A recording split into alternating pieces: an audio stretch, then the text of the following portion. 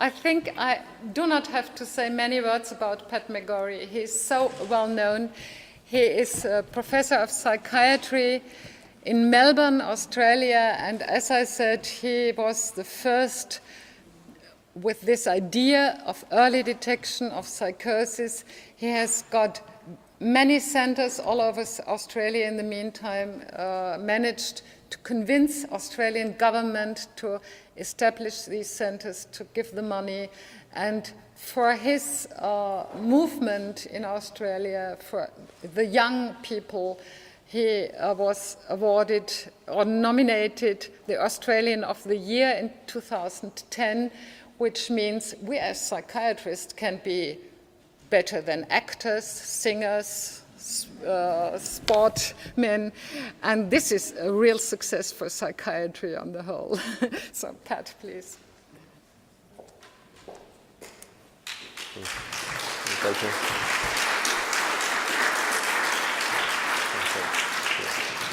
Also, liebe Kolleginnen und Kolleginnen, guten Tag. Ich hoffe, Sie werden mich vergeben, wenn ich auf Englisch spreche, klarer zu sein. Aber danke und danke, Anita. First of all, I would like to thank our hosts for allowing me to be part of this, and especially Anita for the fantastic invitation to be part of this wonderful and a very important event, especially with some of all of the great colleagues in Europe who have worked in this area. But none more important than Anita, because this is her, you just heard about the amazing achievements of the FePsy program here in Basel, and it's been incredibly important. And I think one of the things I'd like to say is, she gave me a lot of credit there, but I think this is an idea that is a common idea that has been developed by many people in the world, and some of them are sitting in the audience. We all had very similar ideas at the same time. Anita's ideas about this went back 30 years, like you heard. So it's an idea whose time has come, and like you said, John Flynn, it won't be stopped. It won't be stopped. But on the other hand, it's not enough just to have the idea. We have to do something, you know, and that's what you have done here in Basel, which is very impressive, and not just from a service point of view, and you've helped a lot of young people, I can see that, but also from a very high quality research point of view with you and your colleagues, and it's been impressive. It's been collaborative. You can see that Anita and her team have collaborated with all of the key people in Europe, and also even with us, you know, which is very nice. You know. So thank you, Anita, and congratulations on this wonderful achievement for you and your team. Okay, so what I want to do, I think Professor Klosterkirter and Anita have really described the history and how this field has developed and what are the new things, but I would like to take that a little bit further. Usually I talk about the past, I suppose, but let's talk about the future a little bit. But I'll just go over a little bit of the psychosis and then move into something a little bit broader. So the first thing is, as we all know in psychiatry, we haven't got our thinking right about diagnosis. And I think the early intervention idea has shown that very clearly. And this is something that I wrote with Jim Van Os a couple of years ago. It's about trying to understand what is diagnosis for. It's basically to actually recognize when people need help and help to select the treatment that they need.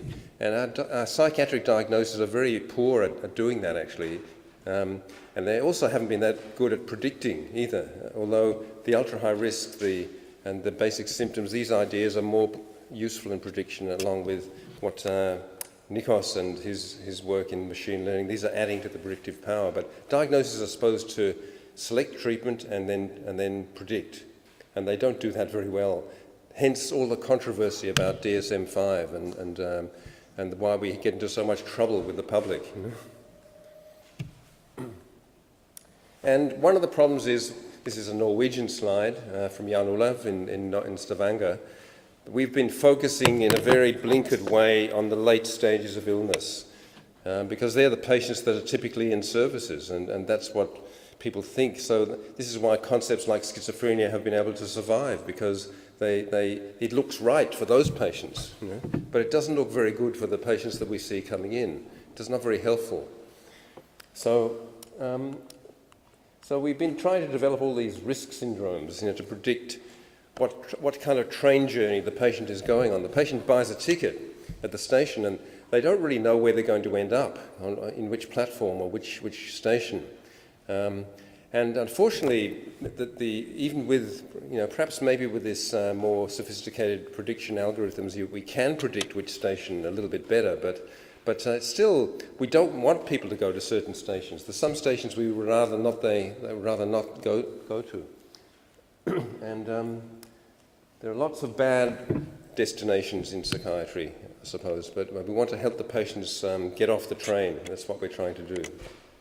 So the staging idea that we have been working on, it's a very simple idea. It's not an original idea. It was developed in general medicine, I think originally in cancer and other areas like that, but it applies in many areas of medicine. And it's really to help diagnosis. It's to help with the selection of treatments. So it's not enough to say to someone, okay, you've got breast cancer or you've got arthritis. You have to know what stage the illness is at to know what kind of treatment mix you want to offer. And of course, if you're treating people very early stages, you have to be safe. You have to use safe treatments. You can't harm the patient by over-treating them. On the other hand, you don't want to under-treat. So this is another way of looking at the diagnostic pattern. And there's been a lot of papers written about this in the last 5 or 6 years, and one just came out today in World Psychiatry, which is looking at the biomarkers in relation to staging. So, and it's sort of the other great thinking in this area is from Jim Van Os and his group, and they showed that these sub-threshold symptoms are in the general population as well, and they don't always mean that you're going to have problems, but actually, as they get more associated with other things like depression, anxiety, and negative symptoms, they do actually predict transition, and but it's still too narrow a way to look at it in these silos, this tunnel vision of psychosis or schizophrenia. We have to get outside of that and look a little bit more broadly. So we've taken this model, put the staging into it, but also recognise that there is a number of different diagnostic pathways that people can follow. And the comorbidity that we see in many patients that's actually a problem all the way through.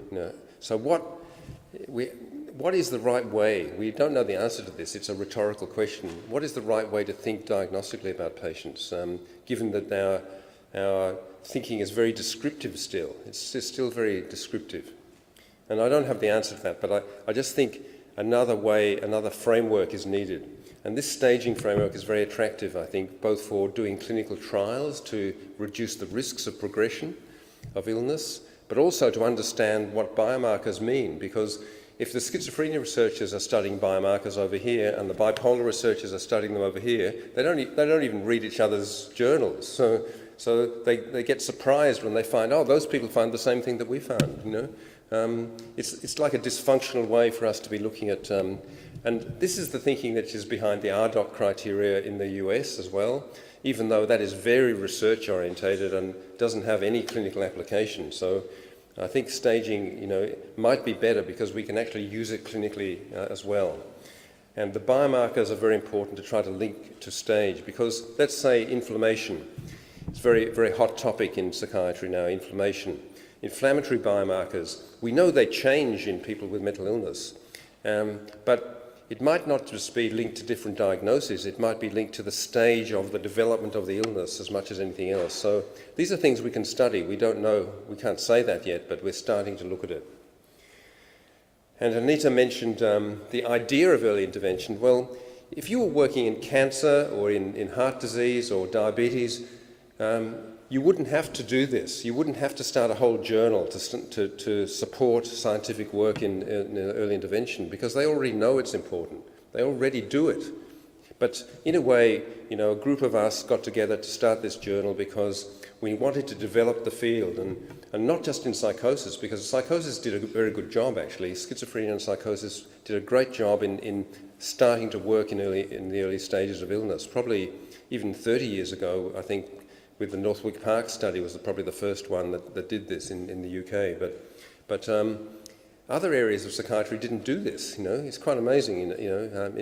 Other mood disorders, personality disorders, they're only starting to do that now. And so to stimulate this idea across the whole spectrum is the reason we started the journal. It's sort of working because there's lots and lots more stuff, lots and lots more submissions come into this journal, and there's a lot more interest, and so we hope it's going to continue. Then one day we can stop the journal and it'll just be normal. Okay, so, and I think this sub-threshold idea, again, this is one of Jim's editorials in American Journal, but the sub-threshold idea, it might be sub-threshold in terms of conventional diagnosis, but for many of the patients it's not sub-threshold. They're already suffering, they're already struggling in functional terms. These are young people with developing personalities, and even the sub-threshold type spectrum of symptoms is going to be something that's going to cause them problems. And on the other hand, we don't want to turn normal behaviour into a diagnosis. I mean, we've been criticised for this by the public and by the anti-psychiatry people because they suspect us of trying to manufacture illness. But in fact, we don't want to do that. We know that there's a lot of very odd people out there, but they're getting on with their lives, and that's fine. But on the other hand, this boundary of normality, it's worth really thinking about the way we think about it in psychiatry, because we do actually provide health care to normal people. So for pregnancy, for especially high-risk pregnancy, these are people that don't really have a disease or an illness, but we allow them to come into the health system for those purposes. Preventive health care in cardiac disease and other areas. We do treat asymptomatic people in these areas to reduce the risk of serious illness. And we certainly treat people who have got transient problems in other areas like asthma or even viral infections. We don't tell a patient with a physical illness like a viral illness or an asthma attack, I'm sorry, we can't really provide you with treatment because it's not chronic yet. You know, we do allow them to have treatment for self-limiting conditions. I know people are smiling, but this is what actually happens to patients in the real world. In Australia, the specialist psychiatric services turn people away because they're not yet seriously ill enough. That is what happens, you know? And it happens all around the world, even in rich countries. And it's because of our mindset too. You know, it's not just that we're weak in the medical system and we can't fight for our resources. That's part of the problem. But we even think that ourselves up to a point. We think, you know, the genuine patients are these patients, and these patients over here are the worried well, or they're not yet at the point that they should have help. And we're worried about stigmatising them, but rather than try to solve the problem of a stigma, we say, okay, let's wait until they really need help. And that is a very weird way to think, you know, it's a strange way to think. Okay, so other things that have affected this are the fact that, especially in the US, treatment is equated with drug therapy. So, you know, there is a risk of over-treating people if you diagnose these early stages. Not everyone does need medication.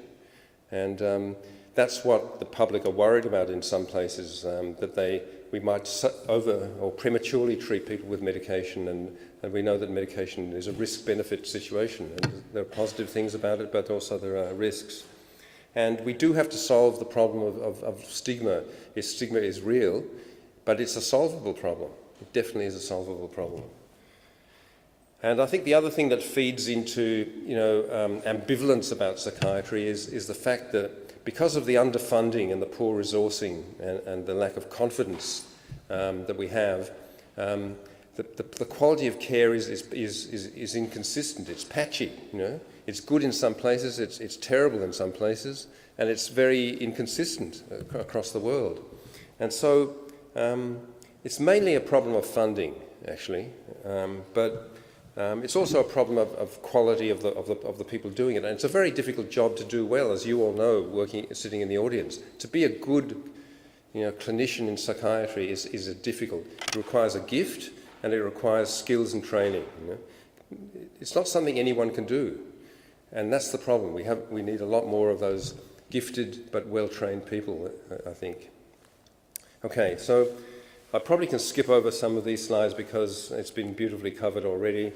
You've heard about the different prediction in great detail, so I'll just make the point that Professor Kloster-Kötter showed that the risk is around about maybe 30 to 35%, let's say, over 3 years of transition, even with clinical criteria, maybe higher with other variables. And that compares really favourably with what we see in somatic medicine. Pre-diabetes, which isn't even a clinical condition, it's a biochemical condition, with a risk of frank diabetes of 5 to 10% per annum, this Lancet paper says it's okay to treat that with psychosocial changes in lifestyle and also with medication if that doesn't work. And then we look at the cardiac disease area, where if you have a 7.5% chance of having a major cardiac event in the next 10 years, then that's the threshold for prescribing statins for treatment. These are the American Heart Association guidelines published last year. So, I mean, the rest of the world thinks this way, and when we think about psychiatry, we think a different way. We worry about risk, we worry about all sorts of things, and we don't ask the patients what they think, properly. There's lots of self-appointed guardians of what the patients think. Okay, and then there's follow-up studies showing that even if the patients don't make a transition to psychosis, most of them will end up with various non-psychotic problems, anxiety, depression, and so on. So only about 7% of them over a long-term follow-up, like in this study that it's now been accepted in the American Journal. Only 7% of them will not have a diagnosis during the follow-up period of some sort. So these are not symptom-free, it's not a benign condition. And Mary Cannon's work in Ireland has shown that in fact, it also predicts suicidal risk. The ultra-high risk criteria are quite, and even positive symptoms in the general population will predict suicide risk as well. So this is a really red flag situation when these patients are presenting, even if their transition rates are, a fifth to 1/3 in that area. The trials, I think that's been reviewed already. The meta-analyses show that this is Mark van der Kaag reviewing all the different trials, that we can actually delay the onset of psychosis. If someone had said that to me when I started training as a psychiatrist, I would have been very happy to hear that. Because at that time, everyone thought you develop schizophrenia and it's just a downward, I think Anita was talking about, it's a downward slide into disability and dementia almost, But actually, we can delay that. We might not be able to cure it, but we can certainly delay it. And these studies have shown that. 50% reduction in risk, and the number needed to treat is only 8. Now, it probably means you have to keep doing this to keep the people well, because when you stop doing these things, the transition rate goes back up again. So we haven't cured it, but we can actually limit the damage, at least, of these illnesses. And that's why clinics like FePsy and ultra-high risk, this sub-threshold approach is really important. Not to wait until they come in 2 or 3 years later with not just a psychotic illness, but their whole life in ruins, basically. So the trial that we are collaborating with Anita and her group here on is called NeuroPro-E, and this is a replication of the study that was originally led by Paul Amminger in Vienna, which showed that omega-3 fatty acids could reduce the risk. This is a very safe treatment, obviously. We don't know if it'll be replicated. We don't know if it really works, but the first study was very positive. And these treatments they, work in other areas of mental health as well, in many other sort of diagnostic areas. It's probably a weak treatment. I would say it's not a potent treatment probably, but if it works, it might be it might have some effect, and if given at the right time, it might actually have an effect. That's what we hope. And these are all the sites. Obviously, Basel is a key site here. We've recruited 304 patients worldwide into this study. It's funded by the Stanley Foundation, and the retention rates are quite good, in terms of follow-up. And we hope to analyse this data in the next few months for the 12-month outcome.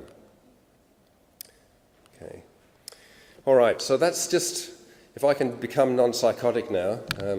And move out of psychosis into a broader picture. I want to talk a little bit about what Anita referred to in Australia, which is, I suppose, it's congruent with the staging idea. If we're going to understand mental illness, we have to look beyond the current diagnostic boundaries across the whole spectrum of mental illness.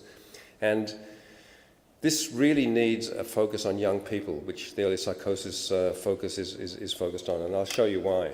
So I'll tell you what's been happening in Australia and in other countries about this. Now, why young people? Well, first of all, young people are the most valuable people in society because we've invested so much in getting someone to the stage where they're ready to contribute. So we look after our children, we get them to the threshold of adult life, they get trained, they finish their education, they're ready to work. And unless you have a global financial crisis, they can work, But one of the things that stops them working is their main health problem, which is mental ill health.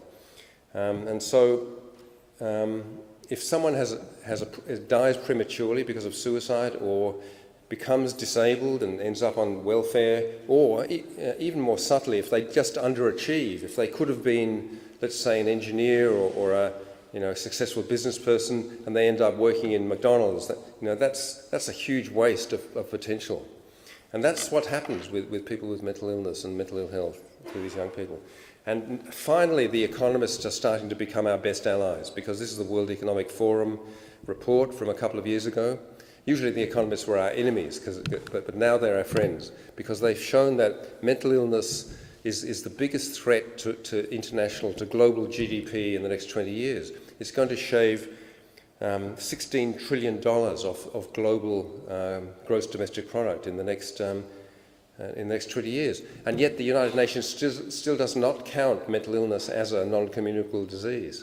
It counts cardiac disease and diabetes and these other things, but not mental illness yet, even though it's the biggest threat. And it's more important than cancer, and probably about the same as cardiovascular disease. So cancer is only going to reduce GDP by 18%. Mental illness is twice as important, with 35%, and cardiovascular disease is probably similar to mental illness. So these are uncomfortable arguments to be putting to policymakers, actually, because we're competing with our friends in other parts of medicine here. They are very well resourced, as you all know, in cancer and cardiac disease. We are seriously under-resourced compared to the need for investment. And obviously, a lot of young people are being thrown on the scrap heap because of social changes, but one of the biggest drivers in a healthy economy of young people not actually contributing and functioning is mental illness. And we've done a report for government in Australia called Tell Them They're Dreaming, which means tell them they're dreaming about getting a job. But it's analysing data from the IPS model of vocational recovery in first episode patients, showing that 90% of these young people can get back to work if they get the right kind of vocational interventions on top of early psychosis care. So it's quite a hopeful, practical, translational piece of research. It's not rocket science, it's quite simple, really, the things that you have to do. But if you do them, you get much better outcomes, at least in the short to medium term. Okay, I'll skip that. So the other key thing is that this is the incidence curve for all forms of mental illness across the lifespan, all forms of illness, actually. You can see that physical illness clusters in the later decades of life, which is why it's not so economically important. But earlier in life, people are physically pretty healthy these days in developed countries. You don't see tuberculosis, like you did 30, 40, 50 years ago. What you see in this age group is mental ill health. It's the biggest thing. And obviously some things happen in childhood. There are some childhood disorders which are very important, and also the risk factors are operating in childhood. So childhood is a very important phase. But in terms of preemptive care, early intervention, the period from puberty through to the mid-20s is very important. And interestingly, it doesn't have any dividing line at age 18. So really our decision to divide our services into a paediatric adult split, it might work for most physical illnesses, but it doesn't really work very well for us in psychiatry, and we have to find ways around that. That's controversial. We've had political issues in Australia over this issue, but if you just look at the facts and you look at the developmental needs of these young people, they don't stop at 18. They don't suddenly become adults on their 18th birthday. It's a process. And these days, anyone who's got kids in this age group, I certainly have, I've got a 25-year-old still living at home, so they haven't mastered all the developmental tasks in the way they might have done or had to do in the past. So developmentally and epidemiologically, it's really important to deal with this. The stats for prevalence and incidence are actually quite staggering. This is the Great Smoky Mountains study in the US, very high levels. In New Zealand, 50% of young people making the transition to adulthood will have a diagnosable mental disorder during this period. So now some people say, well, it's so common, that's meaningless. It's just normal. It's just normal. This is just the troubled teens, the stresses and strains of growing up. But it's not normal, because when you look at the effects of having this mental ill health, they're earning less money at age 30, they've got fewer friends, their educational achievement is less, so, and there's a risk of being on welfare too. So it's not normal, it's common. Common is not the same as normal. It's like saying everyone, or 90% of people, go to the doctor every year for physical health problems. Does that mean that because it's really common, does that mean they shouldn't be going because it's common? Or because it's normal to actually get physical health problems? We should accept that most people are going to have mental health problems at some point, and they shouldn't be denied help. It's how we provide it. So this is another study from Melbourne, actually, one of our colleagues, showing the same sort of data, I suppose. So the other key piece of data, which I don't know if you've looked at this in Switzerland, but the access to care for young people, even though the need is so great and the potential for changing the course of these illnesses is so great, they get the worst access. So this is going back 6 or 7 years in Australia, a National Mental Health Survey. 25% of young people only with a diagnosable disorder got any type of health care at all for the problem. And in young men, it was as low as 13%. That's just disgraceful that these young men in particular, and the young women too, for that matter, were being denied access to effective care. And that really helped us to change things, these sort of figures and statistics. So what we tried to do, building on what we had been working on in early psychosis, and also one of my colleagues, who I think is coming to visit you soon, Andrew Channon, who's developed the ideas around borderline as well, borderline personality. We wanted to develop a cross-diagnostic approach to youth mental health, and one that recognised that the very high prevalence levels, incidence and prevalence levels, that meant we had to have a primary care strategy. It couldn't just be specialist services. We already had a specialist youth mental health service. We were seeing about 700 or 800 young people a year, and the catchment area was 1 million people. And there were 40,000 young people in that catchment area with a diagnosable disorder. So obviously our specialist service is not going to be the answer. We have to have probably e-health strategies, we have to have primary care, and we have to have a specialist backup system. That's what we have to develop. But our primary care system was useless. The young people didn't go to GPs. They were physically healthy. If they did go, they wouldn't tell the GP about the problem. The whole context and environment was not set up for young people to actually get help from primary care structures as they were.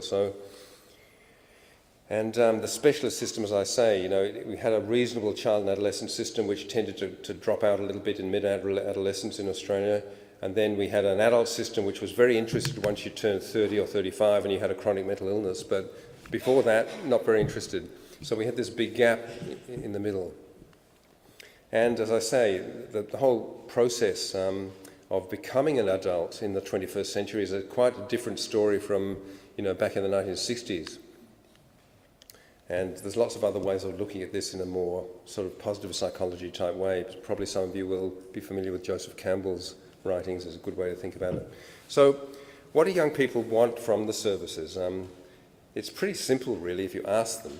And I think it's probably true of older adults, or probably anyone, really, when you think about it, these sorts of features.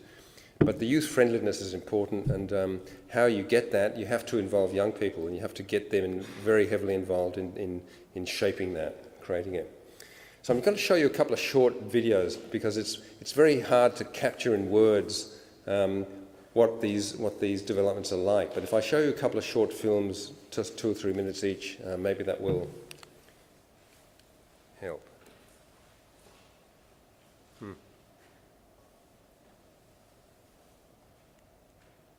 seem to have disappeared. They seem to have disappeared, the films. Has anyone got an idea about what happened? Okay, it's okay.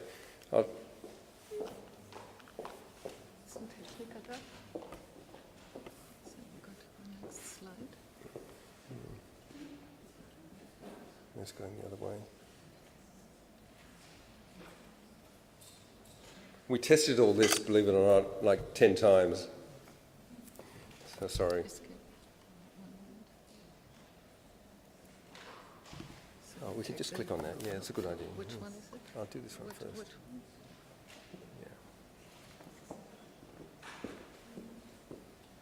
Yeah. Okay. Thanks, Anita.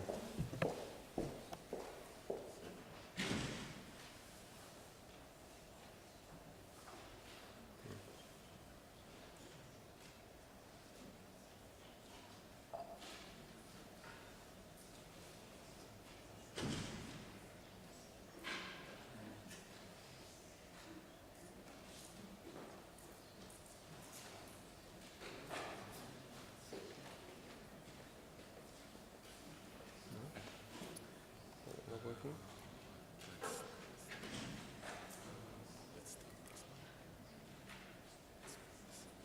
Is it on your... Could is it on your...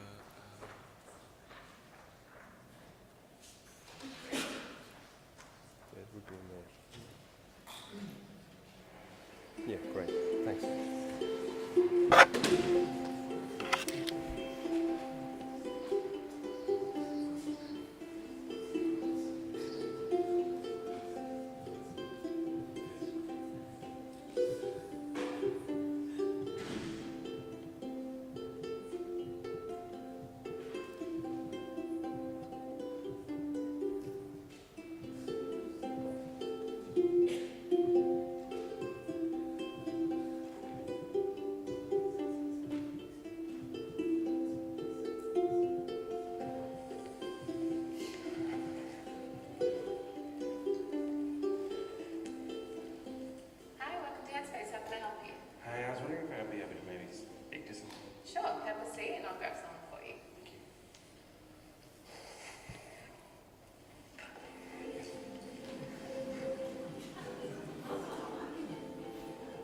Get when you're feeling depressed?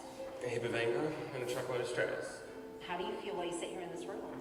Extremely nervous and pending doom. Try to relax, you're in great hands. You see these people here, they really do understand. It's not very scary and we'll be just fine. And welcome to Headspace, Sunshine.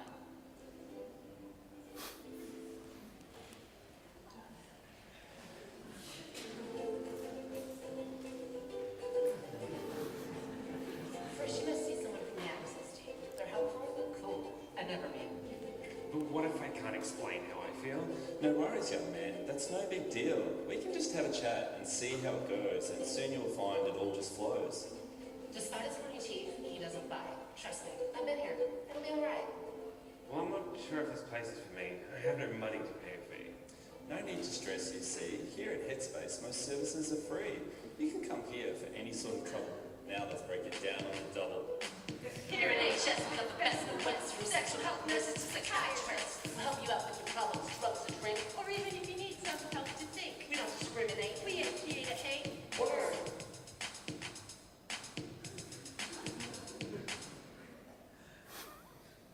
Yeah, so next we're gonna go and see the GP. They're really nice and so not creepy. He's German, that guy. Welcome, young man.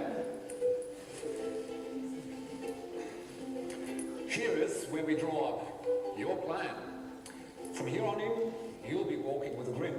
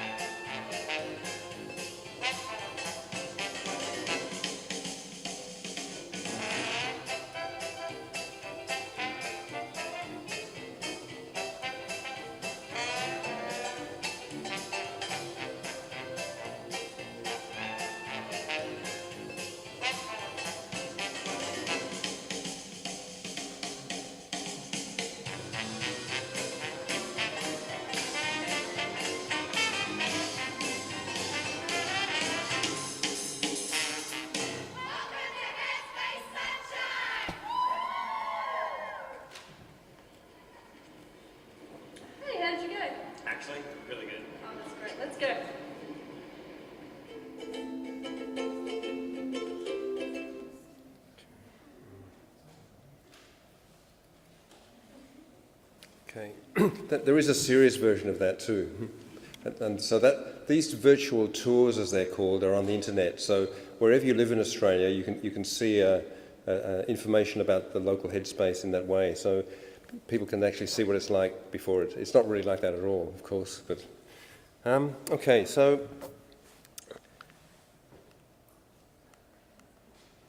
these centres,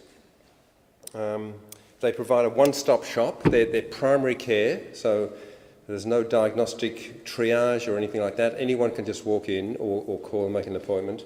It's like general practice. We have a universal healthcare system, so which in this case there's no co-payment, so it's free and it's multidisciplinary. So psychologists and GPs are also supported, youth workers, drug and alcohol, and in some places vocational, and in some places sessional psychiatry as well. But it is an enhanced primary care model in a very sort of non-stigmatised community setting like you saw.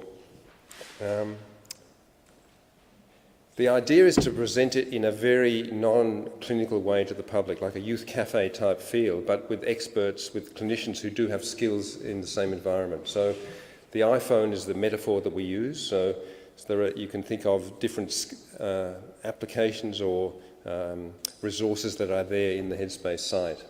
And of course, this is just primary care. It doesn't deal with everything. More complex cases are still an issue. Those are the four main things. I mentioned that. There are currently 70 of these sites around Australia. The first one was opened in 2006. And by 2016 there will be 100 of these sites, and that's about 50% of the coverage of the community. So we still need another 100 to cover the rest of the country. And the government spends, I would say, each of these sites cost about $1 million to run each year, but then the universal insurance and the fee-for-service streams of funding flow into them as well. So it actually more is spent. It probably ends up being it will end up being at least a $200 million a year national program. But that's very small compared to what is spent on mental health care and health care generally. It's still an incredibly sort of good value for money in terms of, and there are studies being done on that. There's an e-Headspace platform that has been set up too, so a lot of these services will be available in a sort of one-to-one way online, although the demand for that is just incredible because there are hundreds of thousands of these young people around the country who can access it, and they can access it from anywhere, including rural and regional and remote areas of the country. And if we look at the maps, this is the where people in Australia live around the edge mainly, but actually you see from some of the remote areas of Australia, people are tapping into the online platforms. So this is part of the building project. We've published a paper. If you're interested in reading information about data, there's 22,000 young people who have been assessed using the minimum data set here, and the characteristics are described in this paper in the Medical Journal of Australia earlier this year. The levels of distress of these kids is actually quite significant. Most of them have got high to very high levels on the K10, which is an anxiety depression type measure. So it's like taking the temperature of the severity of the presentation. So they're not just dropping in for a chat. You know, they actually have got significant distress and quite often a range of functional issues and with impairment already. And those are some of the data. I won't go through it all, but they're more likely to be not in employment, education or training, the NEET sort of concept, twice as likely as young people in the general community. So again, they're people who are starting to become impaired and they do need help. Most of the presentations are mental health related, but not all, because they can get physical health care too. They can get sexual health care in this sort of model as well. And of course, it's a great environment for picking up emerging psychosis and other more serious illnesses without the stigma. It doesn't have a big sign out the front, mental health clinic, and it's not located in a psychiatric centre.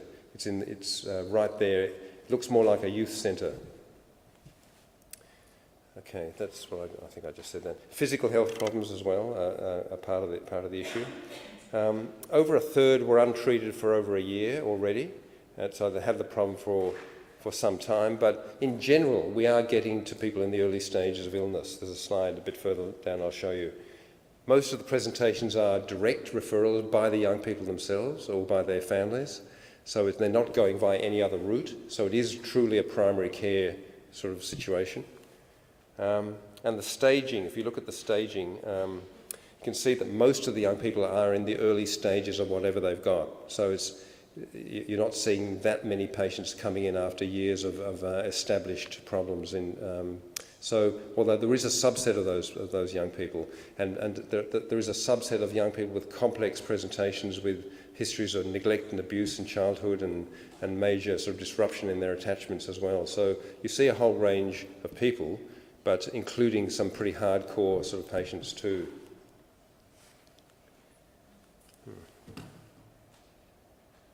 Okay.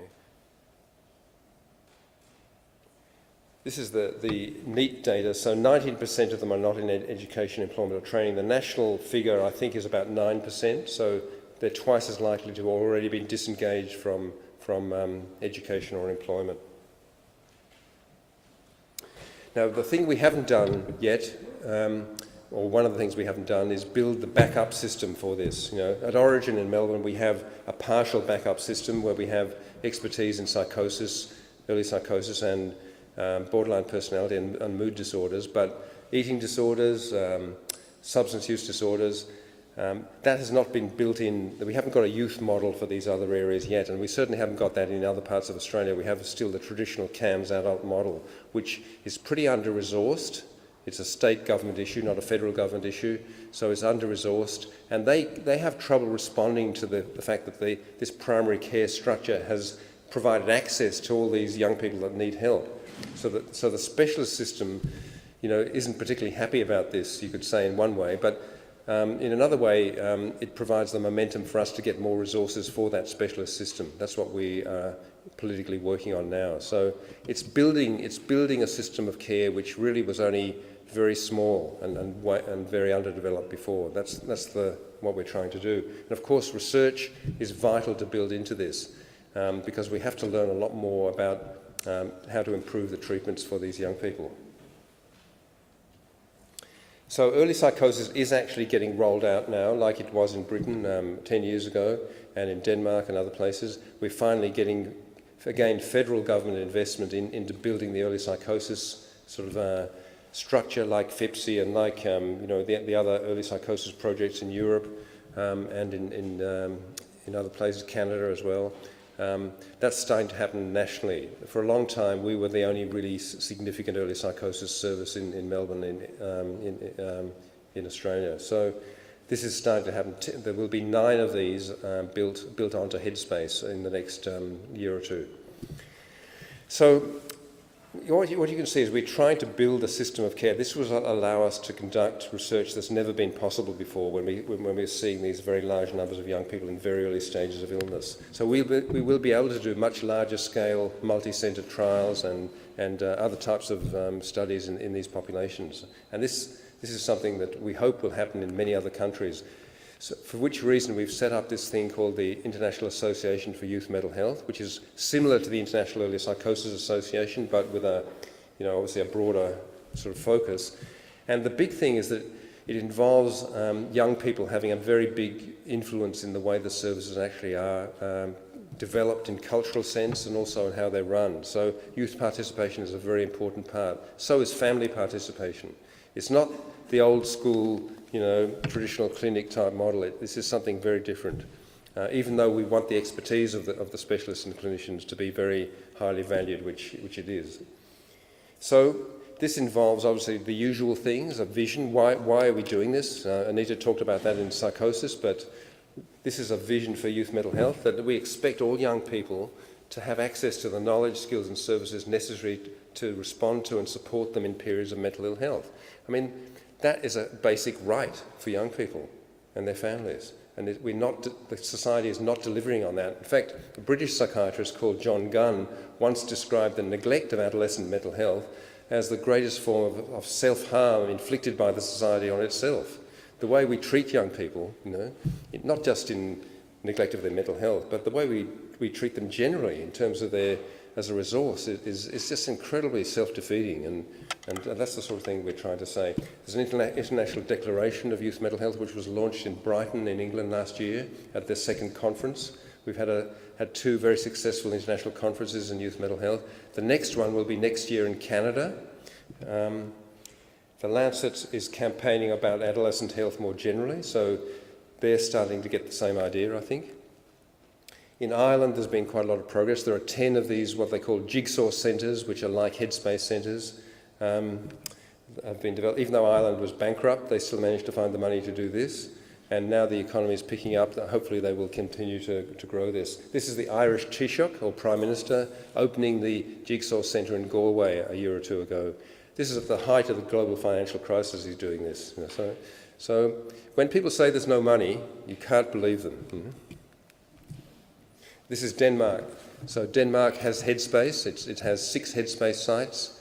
It obviously was a big leader in early psychosis as well, with Merete Nordentoft and her work, and her daughter is actually a key manager in the Headspace sites in Denmark. So again, this was started by philanthropic investment, and hopefully the government now will begin to pick this up too. So in Canada, there's very strong campaigning around youth mental health. This is one of the campaigns led by young people. And the Beck Foundation in Canada have partnered with the Canadian Institute for Health Research to fund a massive research project in adolescent mental health called TRAM. And there are $25 million being invested across Canada in new research around this youth age group, and also new service development. So Canada is very like Australia. It has a state and federal system, similar sort of health financing, and it's a country that probably we work very closely together around this issue. And so that's why the next conference is going to be in Montreal next year. Now, as well as the grassroots, as well as the public, mobilising the public and getting them to really show that they care about the mental health of young people, which has been a big thing for us. The public support for this has been critical to get the politicians on board. And here's one of our Prime Ministers, Kevin Rudd, in 2010 at the Headspace site in Sunshine. He came to visit it, just a personal visit. Sorry, this is the current on the right, that's the current opposition leader. He's our local member. This is another Prime Minister that succeeded Kevin Rudd, Julia Gillard. This is at Sunshine as well. After the national budget in 2011, when they put this new money into the program, she came down to visit and had a big press conference. So, and finally, this is the current more conservative Prime Minister, Tony Abbott, who launched the national mental health policy of his party at the Sunshine site last year. So you can see that when the public are tuned in, the politicians really start to take notice and they engage with it. And when we think we can never get them interested in mental health, the youth focus, for all the reasons we're talking about, is one really good way to do it. Because they know there will be votes in it. If they neglect it, we can make them pay. You know? So, not that we would threaten them, but we just point out the opportunities to them and the responsibilities they have. And that's what we have the chance to do in psychiatry. It has to be a completely future-focused type thinking, with the alliances with the economists and with not just the usual relatives of the seriously mentally ill. They're too small in number. It has to be the general public. You know, every parent, every family has to get behind this, and that can be done. And it's still a battle for us. I made it sound like it looks pretty easy, but actually it's a constant fight and the media are very good allies for us too in this fight, but it's always at risk of losing the fight, so we have to keep the momentum. And if we do this internationally, like we've done with early psychosis, and that's why it's so great to be here today to celebrate the birthday of FePsy, we can do this in a much more broad spectrum way, I think, for all young people. And we shouldn't worry what diagnosis they've got. They all need, or many of them need our help, and we need to get better at helping them. And so that's what we're working on. So I won't go through all this stuff. That was all about the politics of it. But I do want to acknowledge all my colleagues in Melbourne, and particularly today, because we have been talking about early psychosis, I want to acknowledge Alison Jung, who's obviously played a huge role in our work in Melbourne, and also Lisa Phillips and Barnaby Nelson in that area too. And there's a whole list of people, but especially international friendships and colleagues. We've had a fantastic set of collegial and friendship type relationships over the years. must be about 20 years now that we've all been working together. We know each other really well. It's so supportive, you know. When you look at other areas of psychiatry and other areas of medicine, I think, you know, this area it's been successful because of the fact that people will support each other in their work in different countries, and you know, we learn from each other, and we certainly learned a lot from working with Anita and her team, and we can say in Australia we're very proud of what you've achieved, and congratulate you today on this special day. I'll stop there. Thank you.